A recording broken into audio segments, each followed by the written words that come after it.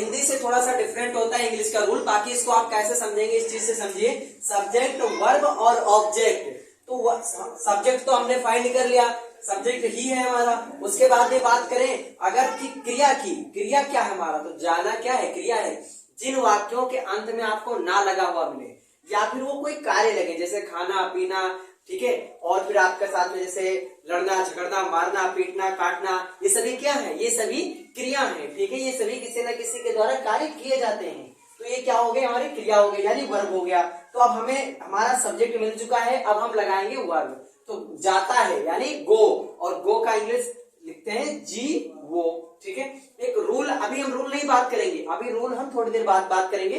इसमें मैं ईएस लगा देता हूँ, क्या लगा देता हूँ, ईएस, यानी कर्म वो होता है हमारा जो, जैसे मान लीजिए अगर मैंने आपसे बोला कि ही गोज टू स्कूल, तो ही क्या हुआ, ही हो गया हमारा सब्जेक्ट, गोज क्या हुआ, गोज हो गया क्रिया, और स्कूल क्या हुआ, हमारा ऑब्जेक्ट हो गया। अब स्कूल ऑब्जेक्ट क्यों हो गया, तो एक रूल कहता है जो भी वर्क कर्ता के द्वारा किया जा रहा है उसका प्रभाव जिस पर पड़े, तो इसके जाने का प्रभाव किस पर पड़ रहा है, स्कूल पर पड़ रहा है।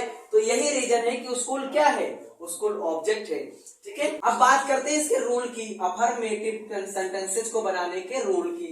रूल क्या होते हैं, तो पहला रूल होता है वर्ब की फर्स्ट फॉर्म का प्रयोग किया जाएगा सभी प्रकार के वाक्यों के साथ। दूसरा रूल हमारा होता है ही, सी, इट और नेमिंग वर्ड्स, यानी नाम वाले शब्द। कौन से words, naming words, naming words यानी नाम वाले शब्द। और साथ ही साथ क्या, सिंगुलर नंबर आ गया ना, सिंगुलर प्लूरल। तो आप लोग वीडियो के नीचे डिस्क्रिप्शन में दिए गए लिंक पर क्लिक करके सिंगुलर प्लूरल की अंडरस्टैंडिंग भी कर लेना। सिंगुलर नंबर और थर्ड पर्सन। अब लीजिए थर्ड पर्सन क्या होता है, तो इसकी जानकारी भी आपको उसी वीडियो में मिलेगी।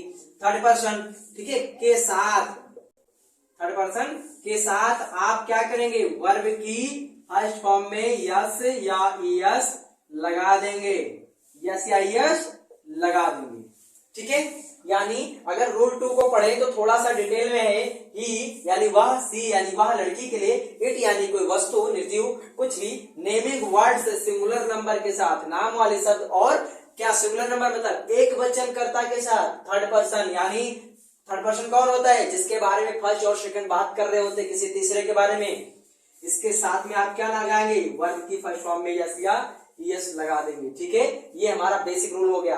एक रूल और है, रूल थर्ड कहता है कि आप आई, वी, यू, दे तथा सभी प्लूरल के साथ में, तथा सभी प्लूरल के साथ में आप सिर्फ V1 यानी वर्ब की फर्स्ट फॉर्म का प्रयोग करेंगे। जहां भी आपको सेंटेंस में क्या मिले, आई, वी, यू, दे तथा कोई प्लूरल सेंटेंस मिले यानी बहुवचन कर्ता मिले, उसके साथ में आप वर्ब की फर्स्ट फॉर्म का प्रयोग करेंगे और कुछ भी नहीं।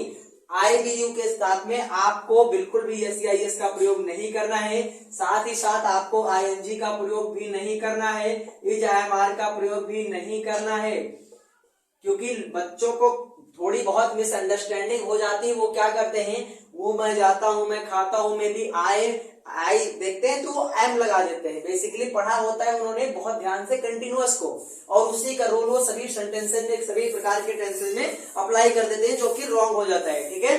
तो आपको क्या करना है, he, she, it naming words singular number third person के साथ में वर्ब की फर्स्ट फॉर्म में यस या यस लगाना है। और उसके अलावा अगर रूल थर्ड की बात करें तो आई, वी, यू, दे तथा सभी प्लूरल नंबर के साथ में आपको सिर्फ यस या यस भी नहीं करना है, सिर्फ वर्ब की फर्स्ट फॉर्म का प्रयोग करना है।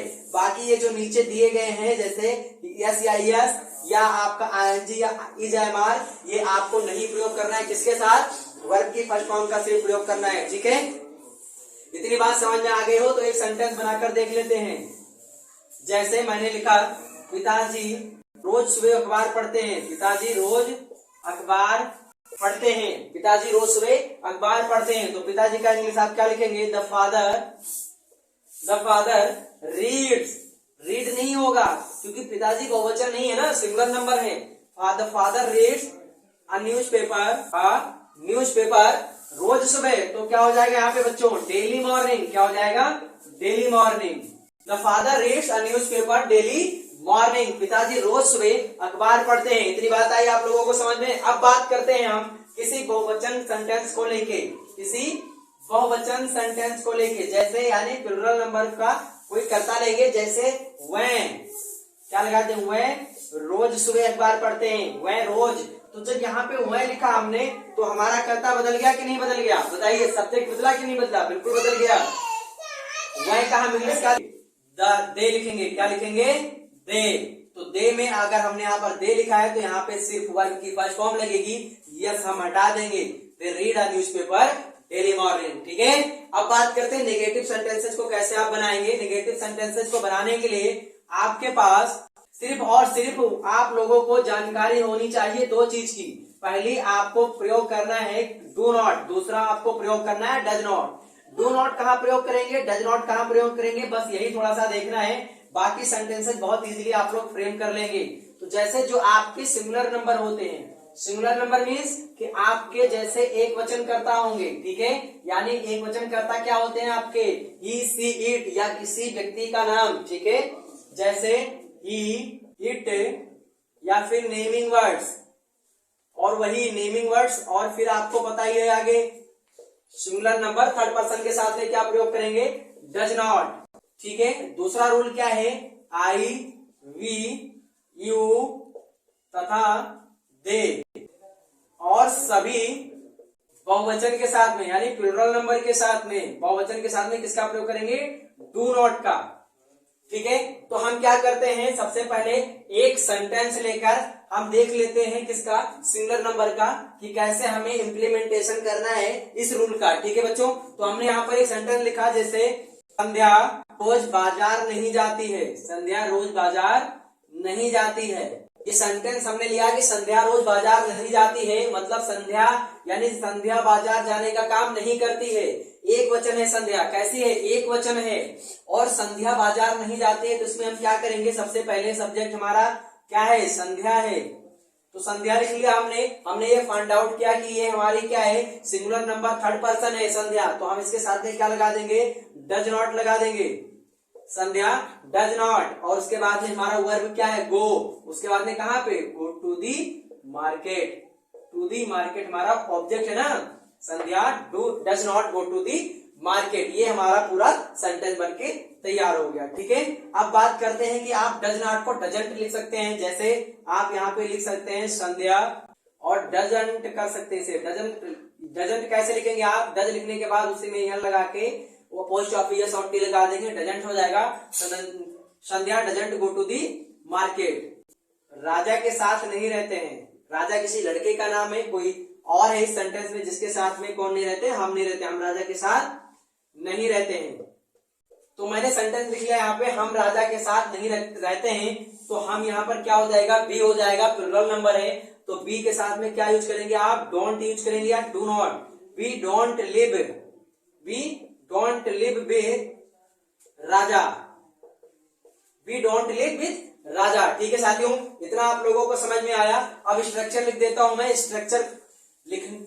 अब मैं स्ट्रक्चर लिख देता हूं आप लोगों को, ताकि स्ट्रक्चर के बेस पर आप लोग दिए गए एक्सरसाइज का प्रैक्टिस कर सके खूब अच्छे से, ताकि आप लोगों को रूल्स जो इसके आपको, ताकि जो बताए गए रूल्स हैं उनका बहुत अच्छे से आप लोगों को याद हो सके, लॉन्ग टर्म तक आप लोगों को बहुत अच्छे से सेव रहे आपके माइंड में, ठीक है। तो स्ट्रक्चर में आप क्या लिखेंगे, पहले सब्जेक्ट लगाएंगे, उसके बाद में हेल्पिंग वर्ब, और हेल्पिंग वर्ब आपके क्या लगेंगे, डू नॉट या डज नॉट। उसके बाद में आप क्या लगाएंगे, वर्ब की फर्स्ट फॉर्म यस या यस, नेगेटिव और इंट्रोगेटिव में नहीं लगता है, ठीक है। और उसके बाद में ऑफ ऑब्जेक्ट लगा देंगे, ठीक है। यानी सब्जेक्ट, हेल्पिंग वर्ब, वर्ब की फर्स्ट फॉर्म, उसके बाद में ऑब्जेक्ट लगा देंगे। यही आपका क्या है, स्ट्रक्चर है इन सेंटेंसेस को फ्रेम करने का। तो इसका स्क्रीनशॉट आप ले सकते हैं।